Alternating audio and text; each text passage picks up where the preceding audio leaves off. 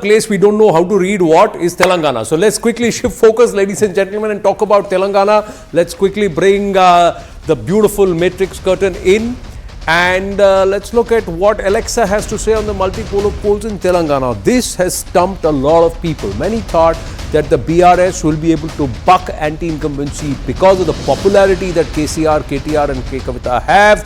But is there a strong undercurrent that gives Congress the big hand?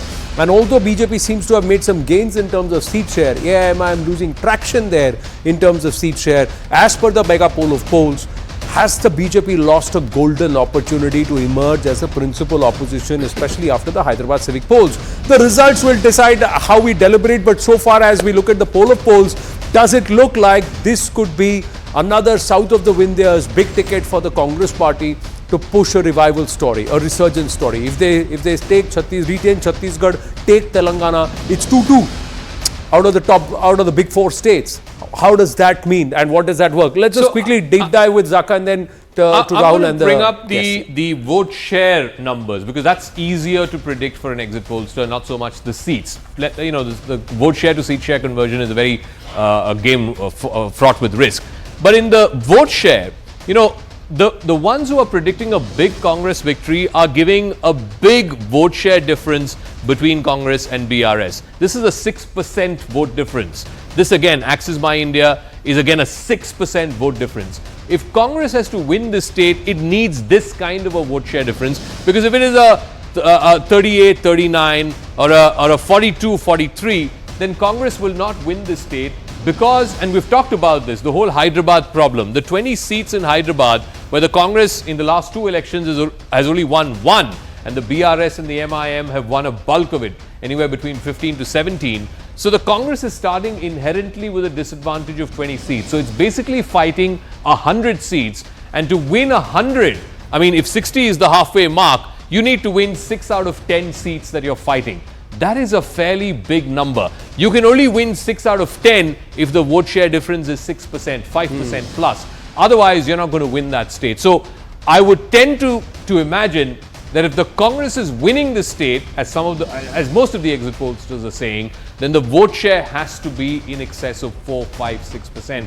Otherwise, the Congress won't be able to win this. Just quick point for the BJP, 19% at Lok Sabha, 19.69 Lok Sabha. If a lot of pollsters are saying double-digit vote share, they've done a decent job of retaining some of the Lok Sabha votes, because they had only 7% vote share in 202018. But they didn't build on the momentum. Not necessarily. Just quickly, Zaka, if you want to just go to Hyderabad. The problem, they say, Bihar was the classic example. You have to cross that threshold of 23-24%. Right. That's when you start converting share into seats.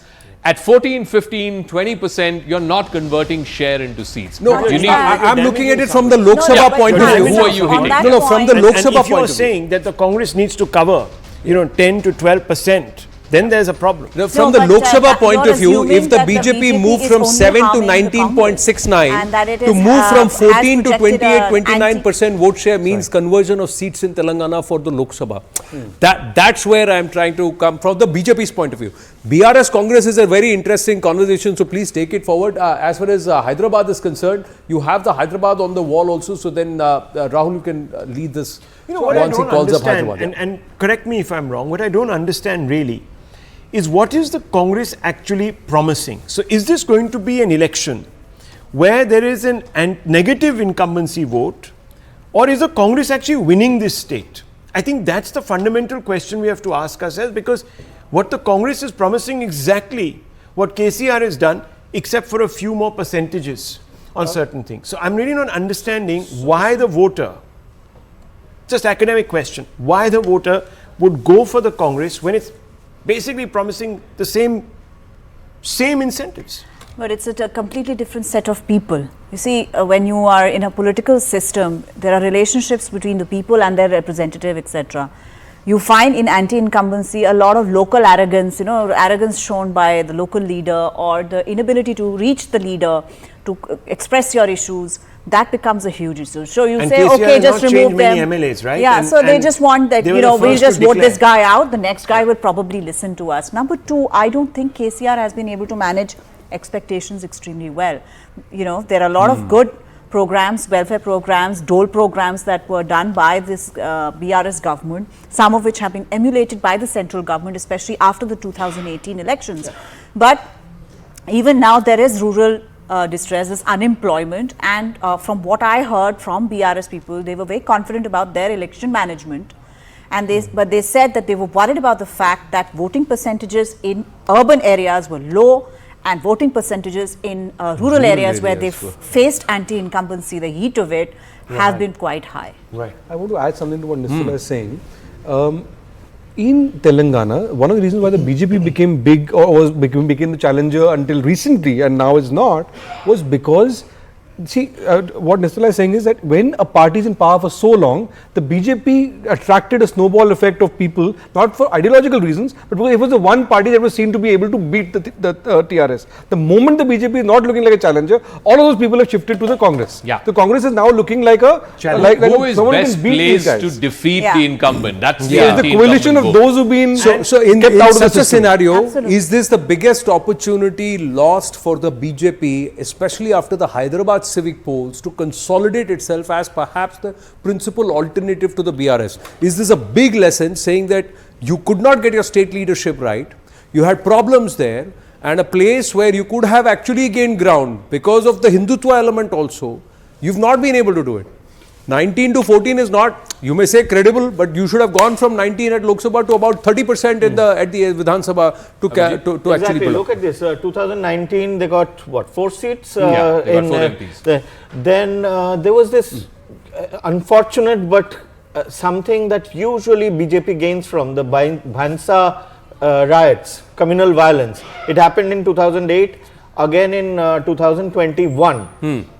BJP seemed to be on track. Then the Hyderabad elections, they did extremely well. What happened after that is a massive mystery. I mean, these are conspiracy theories, but there is talk of BJP, BRS. I tell you what, I think they made 2 mistakes. I think they made 2 mistakes. One, in hindsight, of course, hindsight is 2020. It's a great thing. In hindsight, the first mistake, changing Bandi Sanjay, I think was a big mistake. Right.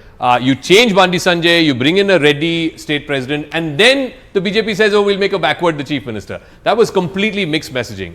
The second big mistake, and I think you can fault him for whatever you say, but when Rahul Gandhi went up in rallies and said, A team, B team, BRS is BJP's B team, it just stuck, boss. Not just it that, stuck to the extent that even the Prime Minister had to come on stage and clarify. And what the Prime Minister said in one of his early rallies also hit BRS pretty hard, because he said that, KCR had come to me and he said he wanted to join the NDA, and I said, I'm not going to take people like you.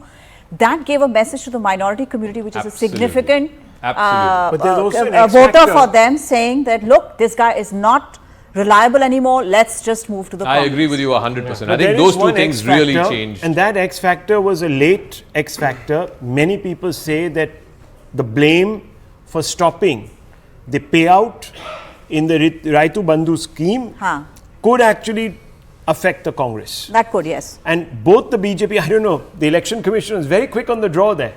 They immediately sort of jumped to say, let's quickly. Let's stop it. And on the basis of a Congress BJP, complaint. on the basis of a Congress complaint. So, when the dust settles, there'll be so many talking points, especially with the state of Telangana, because this is perhaps the only state where we are seeing a multi-cornered fight.